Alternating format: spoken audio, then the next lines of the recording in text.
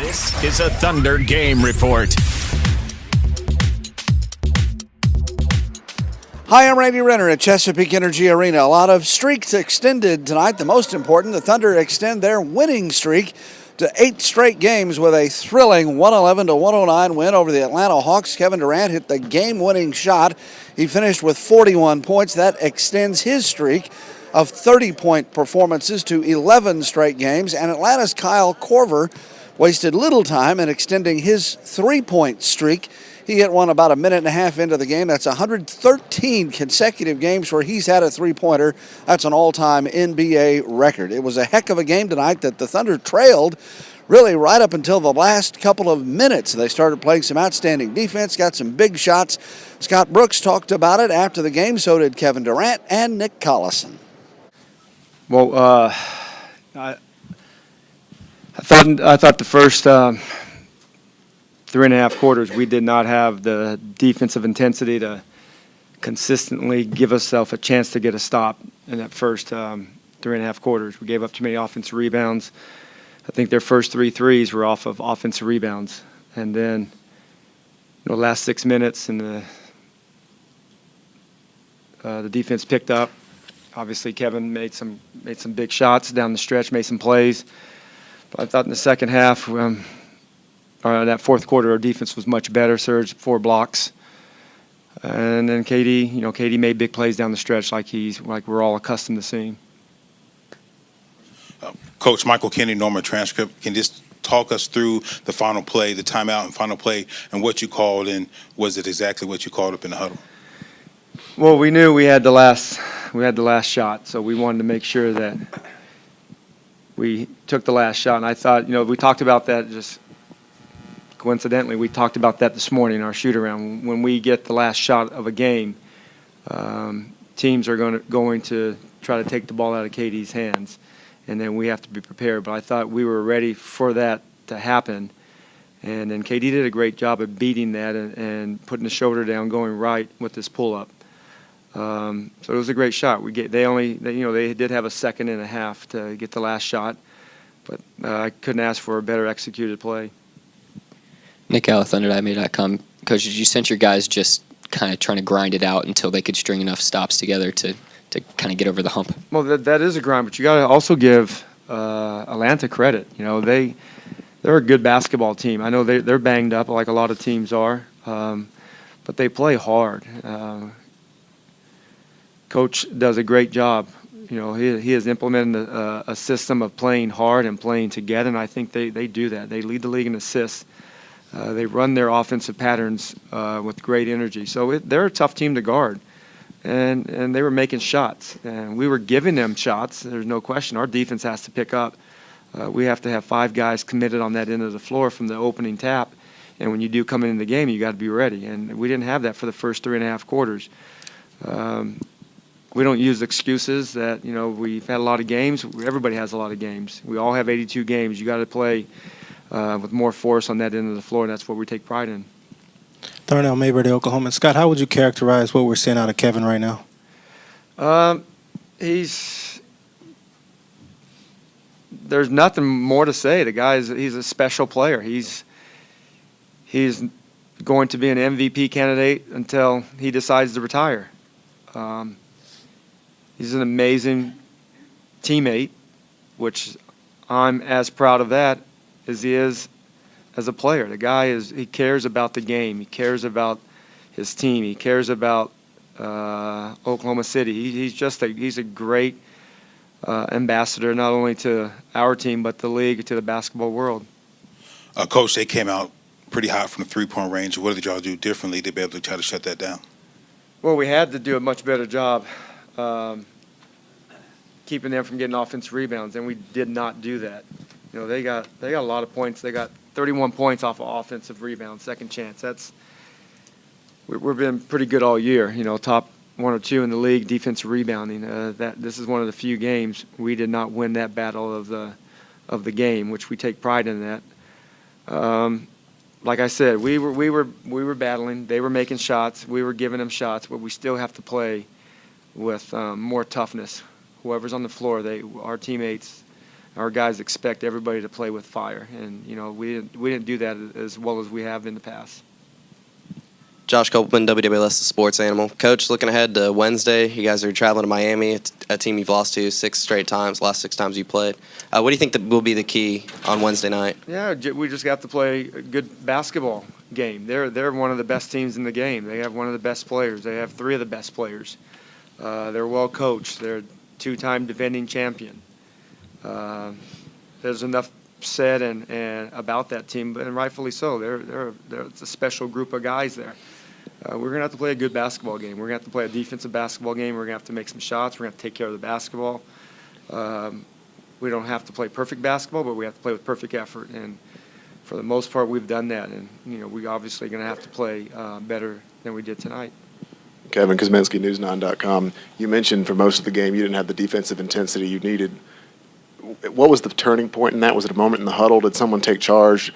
I mean, it was pretty clear when it happened that the defense intensity picked up. What was the turning point to change that? We were just trying to find 5 guys that were going to, give us the best chance to get stops. I thought Fish, it's truly amazing what he does. He's one of our better defenders. He straps and he's dives on the floor. He doesn't give up ground. We talk about championship space, and he fights for it. And he inspires all the guys. The guys love what he does for our team. I thought he made a big shot. We were down 7, and things were not looking good. He made a big 3. Reggie came back and made a big 3. He made a couple of free throws. But I thought that last 6 minutes we played the type of defensive game that we've been playing all season. Coach, you guys are now 6-0 at home this season when you enter the fourth quarter trailing. Kind of how crazy is that stat, and what do you attribute it to? I think that's directly results from the competitive spirit that we have. We have a group of guys that are competitive. They don't like to lose the free throw shooting contests in the middle of a season after a shoot-around game, and I like that about our guys. They want to win. They want to win. They want to win every night, and I'm proud of our guys' effort. We bring it every night. I mean, it's not going to be perfect like tonight. It wasn't perfect, but we kept chipping away. And we hung in there. We got down, 14. We got down 12. We cut it to 5. They got back up to 12. We cut it to 4. They got back up to 10. But we hung in there. We chipped away, and we did it together when it counted, and I like that. I like that about our group. Scott, your small ball lineup with KD at the 4 generally is your best offensive or one of your best offensive lineups, but tonight you had some mismatches on the other end with Millsap on Reggie Jackson a couple of times, Mike Scott on Derek Fisher. What made you comfortable sticking with that unit even though you were giving up some height down there in the low block? Yeah, because, we gave up 2 30-point quarters. So I figured, what, you're going to continue to give up 30-point quarters, or we're going to try to change it up and try to get a stop. In that fourth quarter, they didn't score until the last, I think the last 20 seconds. The last 3.5 minutes, they didn't score a bucket until Millsap made that layup at the end. So I just decided to, we're going to go with a small lineup. Small lineup, big lineup, medium lineup, young lineup, old lineup, veteran lineup, medium. It doesn't matter. We have a good basketball team, and I have the flexibility to play them all, and that's what's good about our group. Obviously, we have special players, but we have special role players too, and special players come off the bench. It's just you're not special just because you make buckets every night. You're special if doing your role, and Nick Collison does his role. Perk does his role. Fish does his role. Lamb, Perry, down the list. Hash doesn't play, but he does his role. That's why we have a good basketball team. Kevin, if you will, 13 points in the fourth quarter. Just talk about those last couple of shots and what you saw on those possessions. Man, coach just cleared it out for me, and I had to make a play. And it was an emotional game. I was up and down the whole game. My emotions were everywhere. So I just had to try to keep it together at the end of the game and come through for my team. And by the grace of God, I was able to hit a few shots. Is this something that you've been trying to do? Maybe affect the team with your emotion and intensity as well, not just other things on the court? Yeah, I'm just trying to inspire the team by my play, just playing hard and being emotional, hopefully it helps. Sometimes it may not, but I gotta take that risk, take that chance to just, because that's how I am on the court. I'm an emotional player, and while it was one of those games where you just gotta, I know we play a lot of games, and a lot of people say January don't mean anything, but when you playing this game with your heart and passion like we do, sometimes you gotta sit back and just enjoy it. Is this one where you guys kind of had to keep pushing and grind it out together until you could string together enough stops there at the end? Yeah, it seemed like every time we would go on a run, they would do something. We would go on the 7-0 run, then they'll go on the 7-0 run. It was just we couldn't get over that hump. And finally, late in that game, coach made a good adjustment. We stayed in front of the ball, and we switched some things, and they got in the post a few times. We helped our smalls out, and we got some stops. So. We just wanted to get over that hump, and I think we made a few plays on the defensive end to do that. Kevin, when they sent the double, it looked like you knew it was coming. Did you already have it in your mind that you were going to go the opposite direction and just use it against them? Yeah, this is the third team we played, that's been under that San Antonio umbrella. With Budenholzer, of course, Pop, and Brownie over there in Philly. And same thing. They did the same thing. Whether it's the first, end of the first, end of the second, they bought that double, and I knew they was bold enough to do it in the fourth quarter. So, I seen the opening going to my right, and I just wanted to be aggressive. I was going to pass it, but then I seen I was in my spot, and I just had to pull up. What are these experiences doing for you, Kevin? You mentioned some of these teams are playing you the same way. The fact that you're getting to see these over and over again, what is that doing for you? I'm just going out there having fun, man. I'm just trying to play. I'm not coming in saying I got to do this, I have to do that. I'm not one of those guys that predetermines anything. I just go off how the game is played and the different schemes teams are throwing at me, and just play. Be aggressive that way. But I'm just enjoying it. Just having fun with it and taking it a day at a time. You talked about it being emotional. How much did the crowd's involvement get you? Become part of that? At home we're very fortunate to have fans that stick with us no matter what. We were playing terrible. First 3.5 quarters, and they stuck with us and gave us a little push there in the fourth when we needed it, and we just fed off of it. And I'm proud of how we stuck through the adversity. No matter what, we could have just fell apart. But after coming off the road, two good wins, and coming home, you tend to relax.